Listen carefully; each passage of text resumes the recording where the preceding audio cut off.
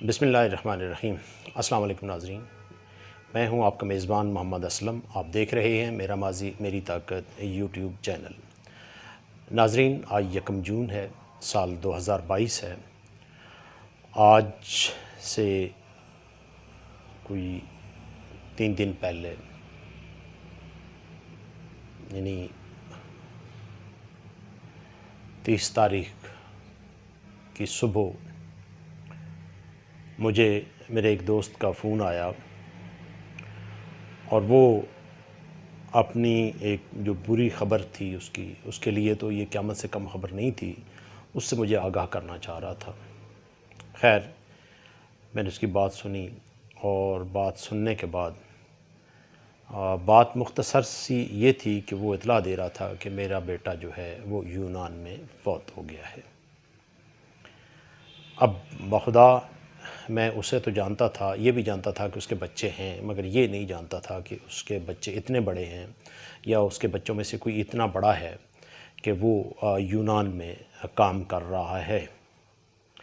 खैर, उसी दिन मीडिया के अंदर एक और बहस चली और वो बहस ये थी, एक ख़ुद साख्ता किस्म के सहाफ़ी जो इस्लामाबाद में रहते हैं, मालूम नहीं कि वो किस जुर्म की सज़ा पा रहे हैं। अब ऐसे लोग जो होती है उनकी जो हालत होती है उससे यही लगता है कि वो किसी न किसी करदा गुनाह की सज़ा पा रहे हैं। और मुझे तो उसके जो है ना, खैर उसका कुछ मुख्तलिफ़ जो दूसरे सहाफ़ी थे उनसे तकरार हो रही थी और तकरार में वो उनसे ये तकाज़ा कर रहा था कि आप लोग बताएं कि आप लोगों ने कभी मिसिंग पर्सनस पे बात की है।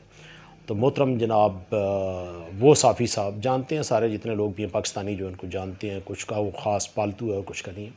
तो मेरा उनसे ये कहना है कि जी मिसिंग पर्सनस को इस एंगल से भी देखा जाए, जिस एंगल से मैं इससे पहले भी कुछ वीडियोज़ में बात कर चुका हूँ और आज की इस स्पेसिफ़िक वीडियो में बात कर रहा हूँ।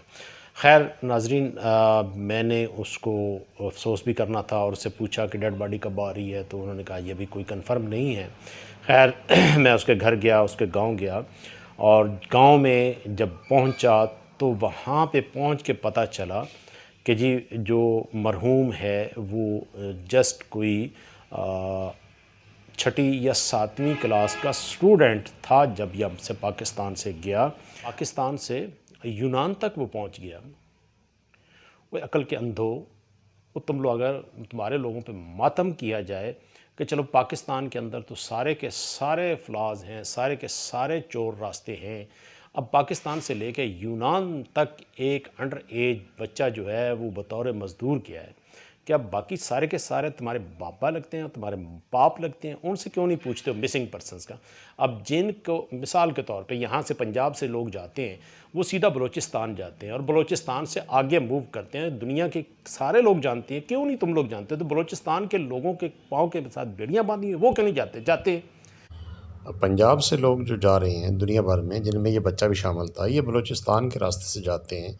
तो बलूचिस्तान के अपने लोग भी तो जो इनके सो कॉल्ड लीडर बन के बैठे हैं बाहर दुनिया में, वो भी तो बलूचिस्तान ही के बॉर्डर से क्रॉस करके गए हैं।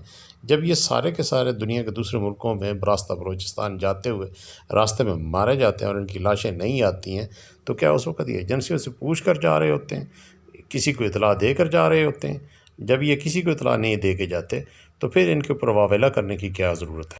एक तो ये बात है कि वो जो बॉर्डर से उस पार चले जाते हैं उनको तलाश करना क्या हुकूमत पाकिस्तान का काम है, एजेंसियों का काम है? ये जो बच्चा गया है, ये कोई 12 से 13 साल या 14 साल की एज का बच्चा गया है, क्या इसको रोकने के लिए तुम्हारे लोगों के पास कोई कैपेसिटी नहीं थी? बताएं ना, 6ठी 7वीं का स्टूडेंट क्या स्टूडेंट होता है? कितनी एज होती है? हार्डली 13-14 साल। यही 13-14 साल के बच्चे की डेड बॉडी का अब भी इंतज़ार हो रहा है जनाब यूनान से लाने के लिए। यहाँ पंजाब से गया है, ठीक है। अगर एक 13 या 14 साल का बच्चा पूरे के पूरे बॉर्डर क्रॉस करता हुआ यूनान तक पहुँच गया है तो दरमियान में कितने बॉर्डर आए होंगे?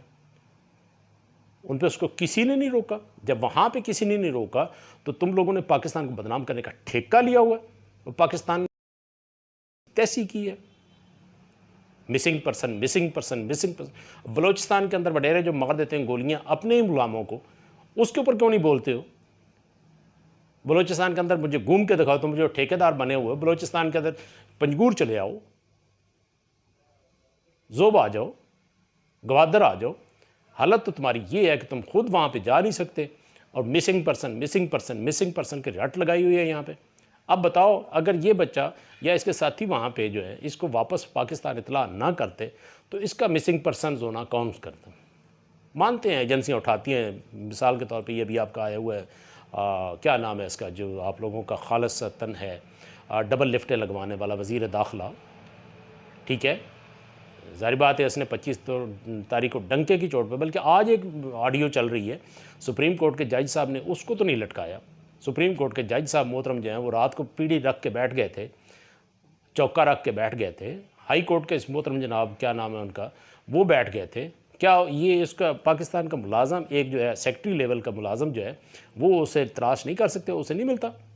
मिसिंग पर्सन की तलाश में आप लोग जो हैं वो पाकिस्तान को बदनाम कर रहे हैं। पाकिस्तान के अंदर मिसिंग पर्सनस जो हैं वो मानते हैं एजेंसियाँ उठाती हैं, जिस तरह के आप लोगों के ये 25 तारीख को रात को जब ये धरने वाले आ रहे थे, या इससे पहले जब धरने वाले आ रहे थे तो लोगों को उठा लिया गया था, या इससे पहले जब ताहिरुल कादरी साहब आए थे तो उन लोगों को उठा लिया गया था। ये पाकिस्तान की एजेंसियों का काम है, इसमें कोई शक नहीं है।